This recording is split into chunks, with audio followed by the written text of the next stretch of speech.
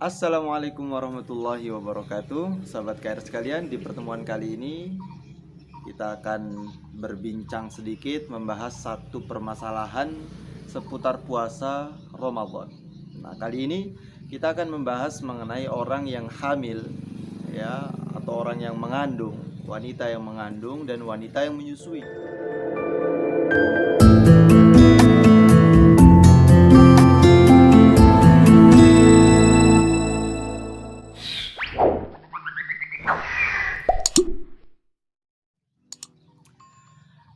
Ketika mereka berpuasa, memasuki bulan Ramadan, dalam keadaan sebagian ada yang mengandung, sebagian ada yang menyusui, apakah mereka boleh untuk tidak berpuasa? Kemudian ketika mereka tidak berpuasa, apa tanggung jawab mereka setelah mereka mampu berpuasa? Maka kita akan membaca teks pendapat para ulama mengenai hal ini. Bismillahirrahmanirrahim. Wal hamil wal murdi' in khafata ala anfusihima dararan yahlikuhuma bisaum kadararil marid aftarata wa wajaba alaihimal qada wa in khafata ala auladihima ay isqatil walad fil hamil wa qillatil laban fil murdi' aftarata wa wajaba alaihimal qada lil iftari wal kaffar aidha wal kaffaratu ay yukhrija an kulli yaumin muddun wa huwa kama sabaqa ridlun wa sulusu bil iraqi wa yu'abbaru anhu bil baghdadi. Jadi kesimpulannya ada 3 perincian di sini. Apabila wanita yang sedang hamil, sedang mengandung ataupun sedang menyusui, mereka oleh para ulama dikiaskan terhadap orang yang sakit. Ayyaman ma'dudat faman kana minkum maridhan aw ala safarin fa iddatum min ayyamin ukhra. Siapa saja yang sakit ataupun berada di suatu perjalanan yang jauh, maka dia boleh tidak berpuasa dan mengganti di hari yang lain. Nah, oleh sebab itu penjelasannya bagaimana? Penjelasannya adalah wanita yang hamil, wanita yang mengandung atau wanita yang menyusui, apabila dia tidak berpuasa dikarenakan khawatir terjadi bahaya terhadap dirinya, dia lemas, dia tidak kuat, bahkan dia sakit karena dia membawa kandungannya atau karena dia menyusui anaknya, maka dia boleh untuk tidak berpuasa. Aftarota, dia berbuka saja, dan nanti kewajiban setelah bulan Ramadan, setelah dia mampu mengqadanya, memiliki waktu, maka yang wajib adalah mengqadha saja. Jadi berapa hari dia tidak mampu berpuasa atau 1 bulan penuh dia tidak berpuasa misalnya, nah maka 1 bulan penuh pun di bulan yang lain dia mengqadha puasa Ramadannya. Demikian pula dengan orang yang menyusui. Nah, akan tetapi apabila dia tidak berpuasa dikarenakan dia khawatir terhadap anaknya saja. Nah, tadi dia khawatir terhadap dirinya. Sekarang yang kedua, perincian yang kedua, dia khawatir terhadap anaknya. Mungkin dia kuat. Ada ibu-ibu yang memang kuat berpuasa, ketika mengandung dia kuat, ataupun ketika menyusui dia kuat misalnya. Tapi dia khawatir, saya bisa kuat tapi anak saya tidak tahu, mungkin dia lemah, ataupun desaran dokter nanti kalau ibu puasa anaknya kurang gizi dan lain sebagainya. Begitu juga ibu yang menyusui, mungkin dia kuat tapi anaknya tidak mendapatkan ASI karena tidak ada makanan suplemen yang masuk kepada orang tuanya. Nah, maka dalam hal ini ibunya kuat, dia khawatir terhadap anaknya saja, tidak khawatir terhadap dirinya. Maka dia memiliki 2 kewajiban. Yang pertama, wajib dia mengqadha puasanya. Yang kedua, wajib dia membayar kafaro. Nah, wajib membayar kafaro. Perincian yang ketiga, pembahasan kafaro nanti di akhir video. Perincian yang ketiga,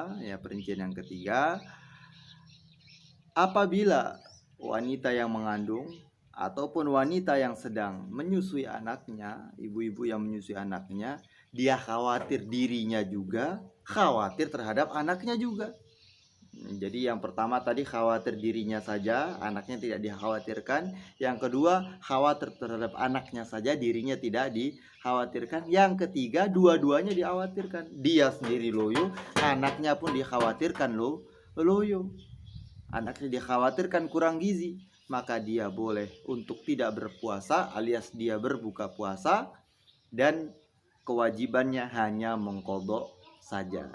Jadi yang satu dan yang ketiga, kalau dia khawatir terhadap dirinya saja atau dirinya dan anaknya, maka mengqadha saja. Kalau dia khawatir terhadap anaknya saja, tidak terhadap dirinya karena dirinya kuat, maka dia memiliki dua kewajiban, mengqadha dan membayar kafaroh.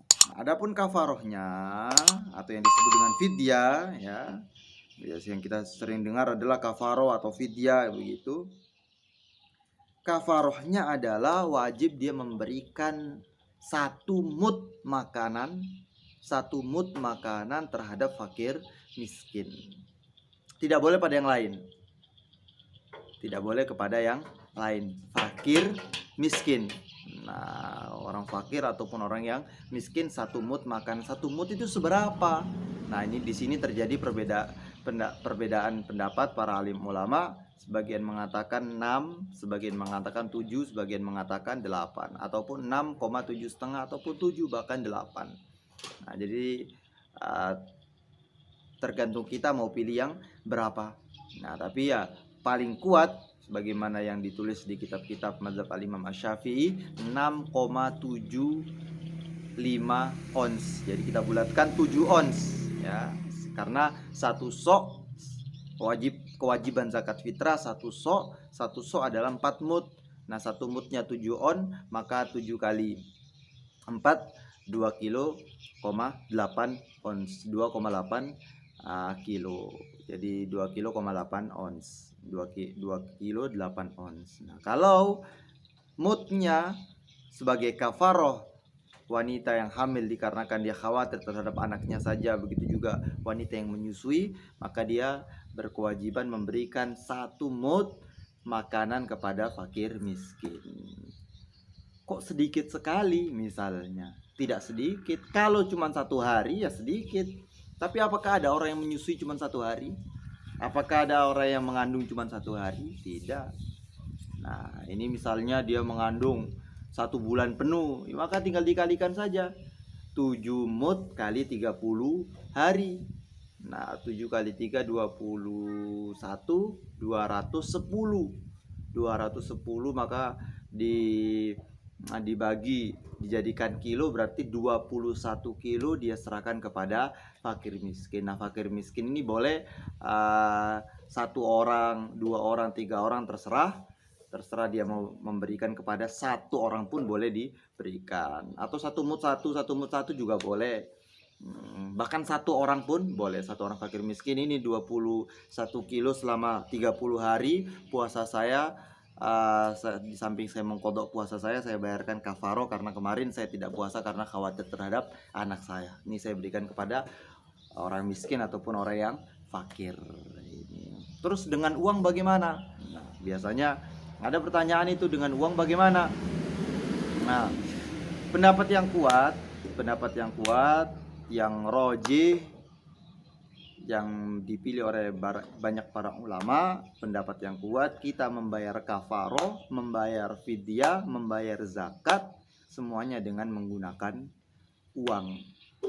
Jadi umumnya jumhurul ulama, kebanyakan para ulama tidak boleh menggunakan dengan uang, tapi menggunakan makanan pokok atau kutul balad, makanan pokok di tempat tersebut. Nah, tapi kalau yang ingin menggunakan dengan uang bagaimana? Fidyah dengan uang, kafarah dengan uang boleh, tapi di situ yang memperbolehkan adalah mazhab al-Imam Abu Hanifah. Jadi kita harus mengikuti ketentuan mazhab Imam Abu Hanifah. Tidak bisa kita campur aduk makanan pokok beras, kemudian kita uangkan. Kalau beras 10.000 berarti 7 onnya 7.000 misalnya, kita bayarkan kasih orang 7.000, tidak.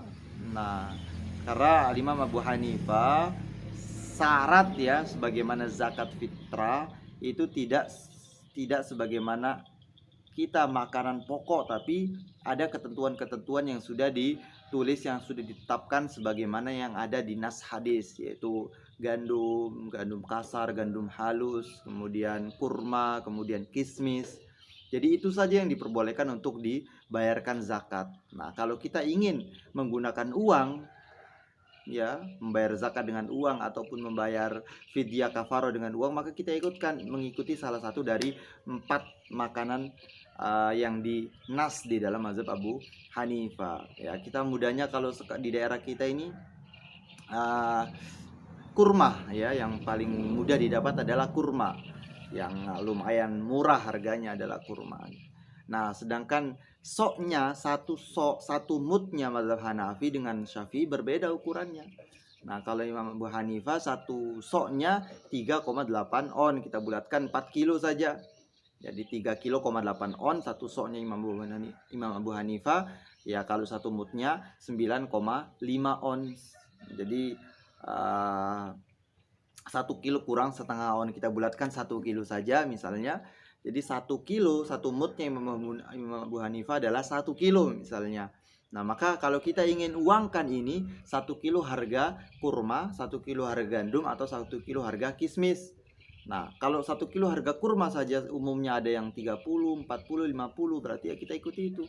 Ya, nah, membayar fidyah dengan uang mengikuti mazhab Imam Abu Hanifah dengan ketentuan yang sudah dituliskan di dalam mazhabnya, maka tidak cukup 7.000 melainkan 30, 40, bahkan 50. Maka kalau kita lihat di internet ataupun di makalah-makalah yang sudah tertulis, itu fidyah satu orang satu harinya ada yang 40, ada yang 50, mungkin karena mengikuti mazhab Imam Abu Hanifah, wallahu alam. Jadi cukup sekian bagi wanita yang hamil, yang menyusui. Bila Anda tidak kuat berpuasa, khawatir terhadap anak saja, terhadap diri saja, nah jangan lupa tidak cukup membayar bila Anda khawatir terhadap anak saja, tidak khawatir terhadap diri, jangan lupa tidak cukup membayar dengan puasa qadha saja, melainkan wajib membayar kafaroh 1 mud satu hari.